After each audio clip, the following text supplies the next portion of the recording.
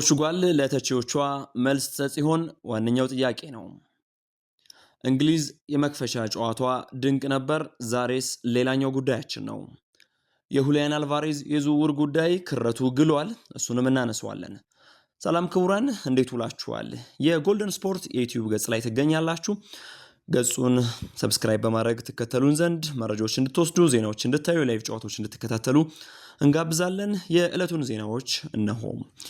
የ26ቱ የዓለም ዋንጫ ጨዋታዎች እንደቀጠሉ ነው። የሁለተኛ ዙር የተለያዩ ምድብ ጨዋታዎች ዛሬም ቀጥለው ይከናወናሉ። ከምሽቱ 2 ሰዓት ጀምሮ እስከ ንጋት ድረስ ጨዋታዎቹ ይከናወናሉ። በተለይ ፖርቱጋል ከኡዝቤኪስታን እና እንግሊዝ ከጋና የትኩረት ማዕከላችን ይሆናሉ። ፖርቱጋል ከኡዝቤኪስታን የሚያደርጉት ጨዋታ በግሩፕ ኬ ምሽቱ 2 ሰዓት ላይ የሚጀምር ጨዋታ ነው። ለፖርቱጋል ብዙ እንድምታ ያለው ጨዋታ ነው። ጨዋታ ኤንአርጂ ስታዲየም ጃላል ጃይድ የሚያጫወቱት ጨዋታ ጭምር ነው። ፖርቱጋል ከኡዝቤኪስታን ሁለቱም ቡድኖች በድል ጎዛና አልተጓዙም። ኡዝቤኪስታን ለኮሎምቢያ እጅ ሰጥታ ስትመጣ ፖርቱጋል ከዲአርሲ ጋር ሳትጠበቅ አንዳቻ ጨዋታውን መጨረሻ ይታወቃል። ይሄ የፖርቱጋል ስኳድ ዋጋው 1 ቢሊዮን 75 ዩሮ ገደማ ይገመታል። በተቃራኒው ደግሞ ኡዝቤኪስታን 139 ሚሊዮን ዩሮ ብቻ ነው። ይሄ የሁለቱም ቡድኖች ርቀት በደንብ የሚያሳይ ይመስላል። በዚህ ጨዋታ በፖርቱጋል በኩል ተከላካዩ ቶማስ አራሁኦ በጉዳት ምክንያት ወደዚህ ጨዋታ አይመጣም የሚሉ መረጃዎች በሰፊው ሲወጡ ነበር። ኮሎምቢያ ምድቡን በ3 ነጥብ ትመራለች። ዲአርሲ እና ፖርቱጋል አንዳንድ አላቸው። ኡዝቤኪስታን ምንም ነጥብ ሳይኖራት የምታደርገው ጨዋታ ነው። ይሄ ጨዋታ ለክርስቲያኖ ሮናልዶ እና ለፖርቱጋል የተለየ ስሜት የሚፈጠር ጨዋታ ነው። ክርስቲያኖ ሮናልዶ በበርካቶች ጣት የተቀሰረበት የሚገኝ ተጫዋች ነው። ፖርቱጋልም በተመሳሳይ። ስለዚህ ያንን ለመሻር ዛሬ ፖርቱጋል ወደ ሜዳ ትገባለች ተብሎ ይጠበቃል። በተለይ የጃኦ ኔቬስ እና የኮንሴሳኦ ንግግሮች ሮናልዶን የበለጠ አታክ ያደረጉ ነው። በፖርቱጋል መልበሻ ክፍል በካምፑ ላይ ያለውን ችግር ያሳያል የሚሉ መረጃዎች በተደጋጋሚ ስንሰማ ቆይተናል። በተቃራኒ ግን አንዳንድ የሚወጡ የምስል ቪዲዮዎች ደግሞ ስኳዱ በኩል ያለው መልካም አየር ቡድኑ በልምምድ ወቅት ያለውን ጥሩ ነገር ካምፑ በስምምነት እየተንቀሳቀሰ እንደሆነ ማሳያ የሚመስሉ ጉዳዮችም በትዝብት አስቀምጠናል። ያም ቢሆን ግን የክርስቲያኖ ሮናልዶ ዋነኛው ተገዳዳሪ ወይም በተደጋጋሚ ስሙ ጎን ለጎን የሚነሳው ሊዮኔል ሜሲ በሁለት ጨዋታ 5 ጎል ማስቆጠሩ፣ ሁለቱም ጨዋታ የጨዋታው ኮከብ መባሉ የአርጀንቲናን ተጫዋቾች ለሜሲ የሚያደርጉት ነገርና በፖርቱጋል ቤት ከሮናልዶ ጋር ተያይዞ ያሉ ጉዳዮች የጨዋታውን ትኩረት የበለጠ የሳቡ ናቸው። ኡዝቤኪስታን እና የዓለም ዋንጫ ብዙ አይተዋወቁም። ፖርቱጋል ግን ለቦታው እንግዳ አይደለችም።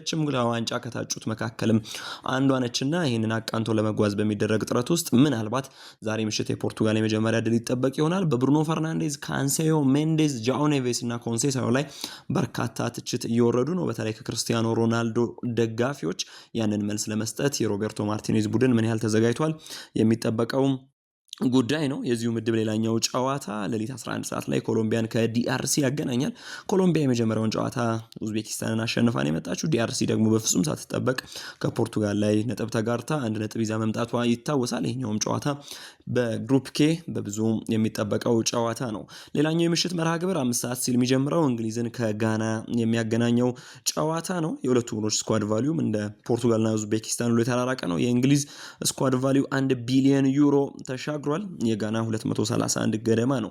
በጂሌ ስታዲየም ይከናወናል። ሄክቶር ማርቲኔዝ ይህን ጨዋታ ይመሩታል። እንግሊዝና ጋና የመጀመሪያ ጨዋታዎቻቸውን አሸንፈዋል። ጋና ፓናማን፣ እንግሊዝ ደግሞ ክሮኤሽያን ነው አሸንፈው ወደዚህ ጨዋታ የመጡት። ይህ ጨዋታ በብዙ ጉጉት እንዲጠበቅ የሚያደርጉ ጉዳዮች አሉ። እንግሊዛውያኑ ከየትኛውም ጊዜ በላይ ተዘጋጅተውና በጥራት አብጠው ከፍ ብለው የመጡበት መድረክ እንደሆነ ይታወቃል። በመጀመሪያው ጨዋታ 2 ጎል ያስቆጠረው ሃሪኬን እነ ሃላንድ፣ ኤምባፔ እና ሊዮኔል ሜሲ የጎል ርቀታቸውን ከፍ አድርገዋል። ሃላንድ እና ኤምባፔ 4-4፣ ሊዮኔል ሜሲ 5 ደርሰዋል።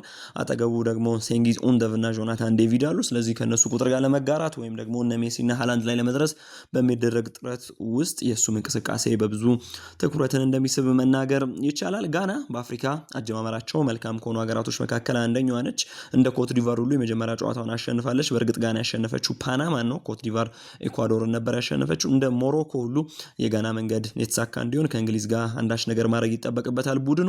እርግጥ ነው በሚዛን ላይ መጣጠኑ ይችል ይሆናል፣ ግን ደግሞ በዓለም ዋንጫ መድረክ ጨዋታዎች የትኛውንም አይነት ስሜት ማስመልከት ስለሚችሉ የሚጠበቅ ጨዋታ ነው። በጋና ብሔራዊ ቡድን በኩል ዛሬም አንቶን ሴሜኒዮ ተጠባቂው ተጫዋች ነው። በእንግሊዝ በኩል ግን ጁድ ቤሊንጋምን ጨምሮ ሃሪኬን እንዲሁም ሌሎች በርካታ ስመጥር ተጫዋቾች ስላሉ ዴክላን ራይዝን ጨምሮ ጨዋታው ግዙፍ እንደሚሆን ይጠበቃል። ፓናማ ከክሮኤሽያ 8 ሰዓት ላይ የሚደረግ የዚህ ምድብ ሌላኛው ጨዋታ ነው።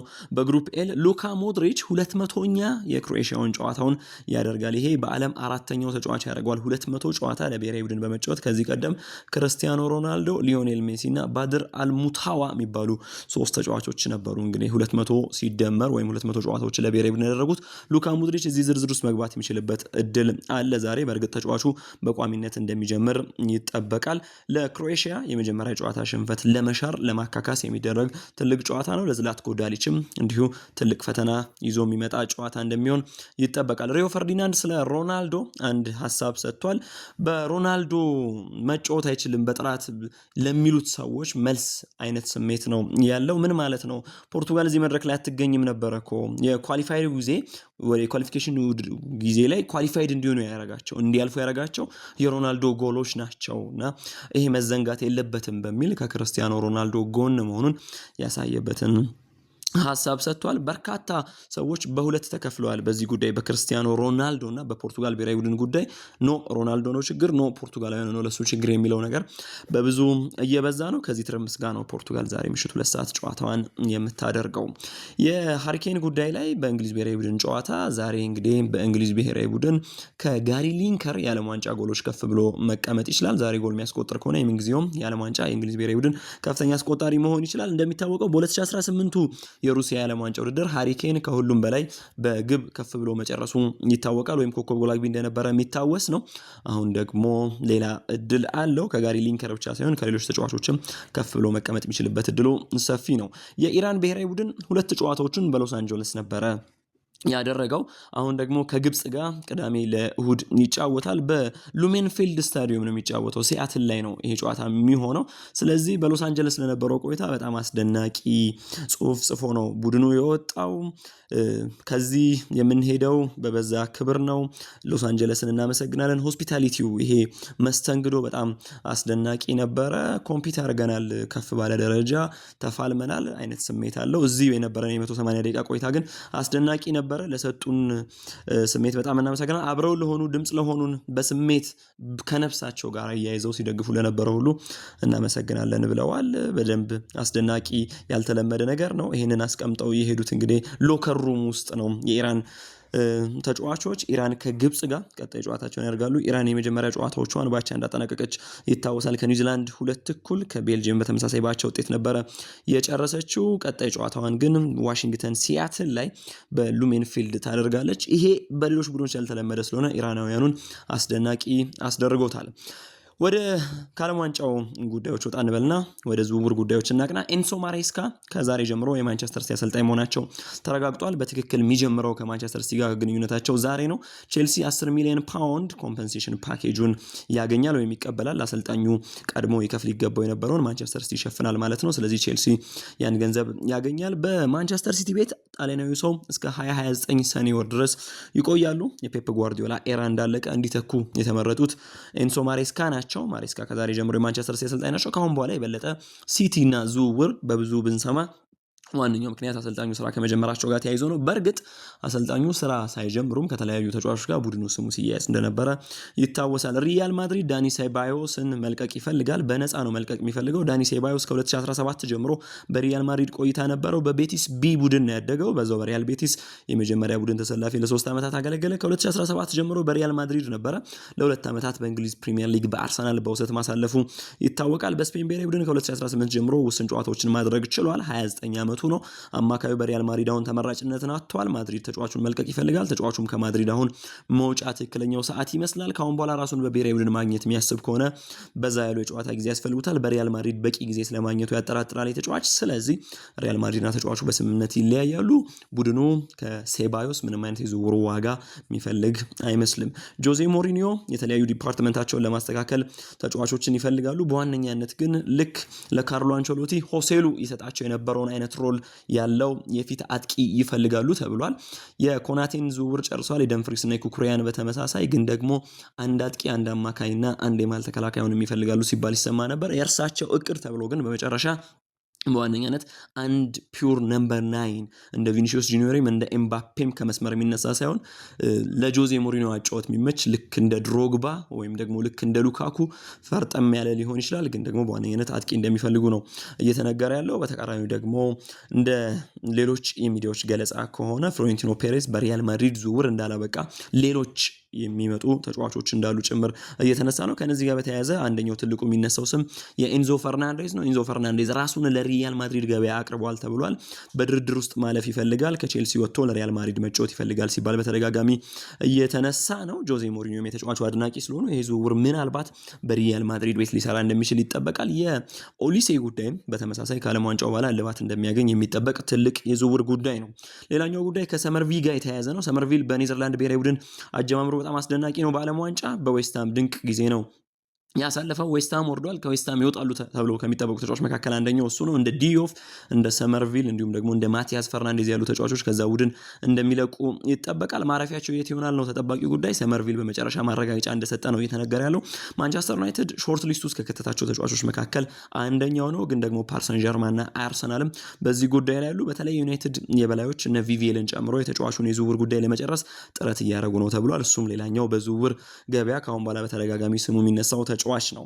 ትልቁና አነጋጋሪ ጉዳይ የሁሊያን አልቫሬዝ የመዳረሻ ጉዳይ ነው። ሁሊያን አልቫሬዝ እና ባርሴሎና መካከል የተፈጠረው ግንኙነት ወይም መስማማት በአትሌቲኮ ማድሪድ አልተወደደም። አትሌቲኮ ማድሪድ ነገሩን ወደ ፊፋ ሊወስደው እንደሆነ እንደተዘጋጀም አንስቷል። አንድ ተጫዋች አንደር ኮንትራክት ሆኖ ወይም በሌላኛው ቡድን ውስጥ የስራ ቆይታ ውስጥ ሆኖ ሌሎች ቡድኖች በዚህ መልኩ ሊያናግሩት አይገባም የሚለውን የፊፋ ሕግ ባርሴሎና ጥሷል በሚል ነገሩን በደንብ አትሌቲኮ ማድሪድ ይዞታል። ባርሴሎና ከዚህ ዝውውር ራሱን ማያስወጣ ከሆነ የሪሊዝ ክላውሱን 500 ሚሊዮን ዩሮ መክፈል አለበት፣ ካልሆነ ኖዌ የሚል ሀሳብ ነው አትሌቲኮ ማድሪድ እየሰጠ ያለው።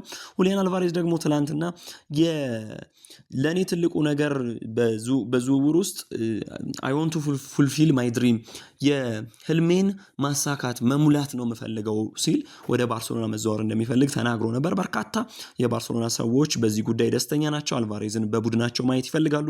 የባርሴሎና ተጫዋቾች ይሄን ገጽ ይሄን ሀሳብ የሰጠበትን የዜና አውታር ሳይቀር በብዙ ላይክ እያደረጉ እየቀረቡት ጭምር ነው። 100 ሚሊዮን ዩሮ ገደማ ወርዝ ያደርጋል ተብሏል። እንደ ፕሮፖዛሉ እንደ ባርሴሎና ፕሮፖዛል ከሆነ ሪያል ማድሪድ 150 ሚሊዮን ዩሮ አቅርቦ አትሌቲኮ ማድሪዶች ውድቅ እንዳደረጉት ይታወቃል። ሪያል ማድሪድ በእርግጥ እዚህ ዝውውር ላይ ባርሴሎና ላይ እንከን ለመሆን እንጂ በትክክል ይህን ዝውውር ፈልጎት አይደለም የሚሉ መረጃዎች ስንሰማ ነበር። አትሌቲኮ ማድሪድ ግን በምንም ስሌት ይህን ተጫዋች አንሸጠውም፣ በየትኛውም ስሌት ወደ ባርሴሎና አንሸጠውም። ወይ ምን ሸጠው እንኳን ከሆነ የሪሊዝ ክላውሱን ወይ ደግሞ ውል ማፍረሻውን 500 ሚሊዮን ዩሮ ባርሴሎና ሊከፍል ይገባል ብሏል። ነገሩን ግን ቀጥታ ወደ ፊፋ ይዘውት እንደሚጓዙና መካሰስ ደረጃ እንደሚደርሱ የተነሳበት አጋጣሚ ነው። በሁለቱ ቡድኖች መካከል በአንቷን ግሪዝማን ዝውውር፣ በሉዊስ ሱዋሬዝ ዝውውር የተፈጠረ መልካም ግንኙነት ቢሆንም አሁን ግን አትሌቲኮ ማድሪዶች ስሜቱ ልክ ያልሆነ መንገድ ላይ ደርሷል በሚል ጉዳዩን ያከረሩት ይመስላሉ። የሁሊያን አልቫሬዝ መዳረሻ የት ይሆናል ተጠባቂው ጉዳይ ነው።